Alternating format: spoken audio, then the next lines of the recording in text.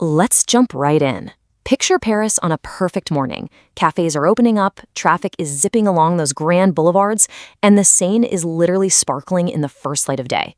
You've got tourists gathering at the Eiffel Tower, students rushing to class, government workers heading into ministries. The whole city has that familiar, confident rhythm, elegant, busy, alive. And then, bam, it just shatters. We're not talking about an invasion, not a bomb going off. It's a sudden transmission, a terrifying ultimatum that brings the entire city to an absolute dead stop. One ultimatum, one demand, delivered by a voice that is eerily calm but unimaginably cruel, threatening consequences so catastrophic that the words themselves feel heavier than steel. Literally in a fraction of a second, Paris stops being the bustling city of lights. It becomes a hostage. The streets are suddenly locked in a terrifying countdown. We are looking at a scenario here that turns every single tick of the clock into a test of survival. Section 1. The morning everything changes, from normalcy to terror. Okay, let's dive into this. The shift from a normal day to outright terror, it doesn't happen like it does in the movies. The very first response on the ground would actually be disbelief.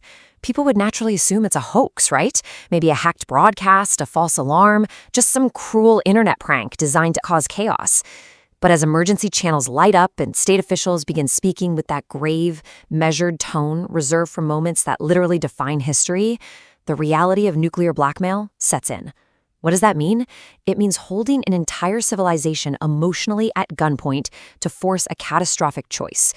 Notice how it does not begin with an explosion. It begins with paralyzing fear. It begins with the horrifying knowledge that someone is willing to force leaders, soldiers, and ordinary families to stare right into the abyss. Before a single physical action occurs, the psychological impact is immediate and utterly devastating. Section 2. The Trap of Uncertainty. The Decision-Maker's Dilemma. So let's move behind closed doors. In highly secure, locked crisis rooms, French leaders are forced into the most agonizing kind of crisis management imaginable. Surrounded by maps, secure lines, and frantic intelligence briefings, they are desperately trying to read the motives of an unseen adversary. And they face an impossible choice: yield versus resist. These leaders are sweating through a total maze of uncertainty. Is this a lone extremist, a rogue state, a massive strategic bluff? If you yield, you might just encourage more threats, right? You show weakness. But if you resist, you might face absolute disaster. If you act too quickly, the consequences become irreversible. One wrong assumption, a single emotional reaction, or just one premature statement could push this extremely delicate standoff past the point where anyone can stop it. In this specific form of coercion, time itself is weaponized against you.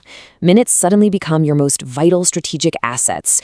Hours stretch out into these excruciating crisis points. And a single day? Oh man, a day under this kind of threat feels like an absolute eternity.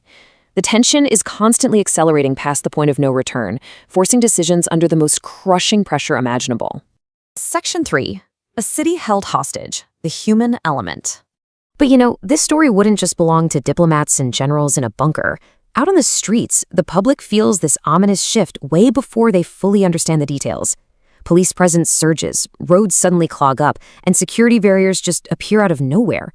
Metro stations feel heavily watched, tense, and unnervingly silent. Ordinary lives are instantly interrupted. Imagine a baker hearing terrified rumors before he even finishes opening his shop. A mother desperately trying to shield her kid from the noise of breaking news. A taxi driver glued to emergency radio broadcasts, just wondering if he should hit the gas and drive his family far away. A museum guard standing in the silent halls of the Louvre while the whole world trembles outside. And an elderly couple who have lived through decades of massive change suddenly facing a fear they never thought possible. Out of nowhere, modern life just feels paper thin.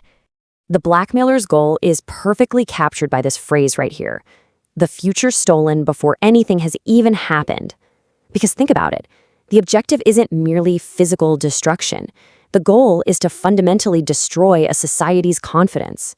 It's designed to make every single citizen feel that their safety, their stability, and their tomorrow have been entirely ripped away from them. Section 4. The global shockwave, the ripple effect. Now, what's really interesting about this slide is how a threat to Paris is instantly a threat to the world. Paris stands for something far larger than just geography. This crisis would immediately expand beyond France, creating a massive global ripple effect. A single announcement like this moves markets, shifts alliances, and triggers military readiness worldwide. It leaves one core terrifying question dominating global conversations. How close is the world to a real nuclear emergency? The international media absolutely erupts with endless speculation. Who is responsible? What happens if the demand is ignored? Newsrooms, living rooms, and command centers across the planet are totally paralyzed by that one question. So, to prevent total chaos, nations have to execute a synchronized global response protocol. Step 1, urgent consultations across NATO and with allies. Step 2, immediate intelligence sync and verification to find the actual truth behind the threat.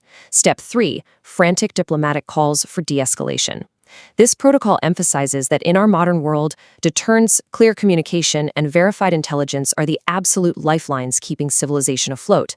Historically, verified intelligence is basically the only thing that has saved us from the brink.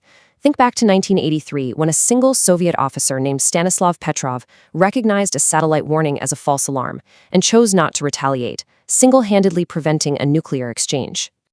Section 5. The invisible scars. Living through catastrophe mentally. But let's say the crisis passes. Let's say diplomacy works. The human cost remains the deepest part of the story. Even if no weapon is ever launched, the threat alone leaves incredibly deep, invisible scars. We are talking about lingering stress, severe anxiety, and widespread sleeplessness across the population. Children who heard adults speaking in hushed voices are left with deep distrust and trauma. Governments are forced to entirely reconsider their civil defense planning, and there is a massive, heightened public awareness. Citizens everywhere wake up to the harsh fact that the nuclear age is not some relic of the Cold War. It is a living, breathing reality that demands constant caution. This quote from the source material really hits the nail on the head. It forces a society to live through the catastrophe mentally before it knows whether the catastrophe will become physical. That right there is the central, unforgivable cruelty of nuclear blackmail. The Eiffel Tower would still stand, the Seine would still flow, but the city's fundamental feeling of invulnerability would be shattered forever. Section 6. The power of restraint, choosing reason over ruin. Yet, buried inside this horrifying nightmare is a hopeful truth about human resilience and the absolute, vital importance of diplomacy when everything is on the line. And this brilliantly illustrates what true survival requires: projecting resolve without recklessness, unity without panic, and hope without denial. In a blackmail crisis, perception is the battlefield. If the blackmailer believes the city is terrified, they just push harder.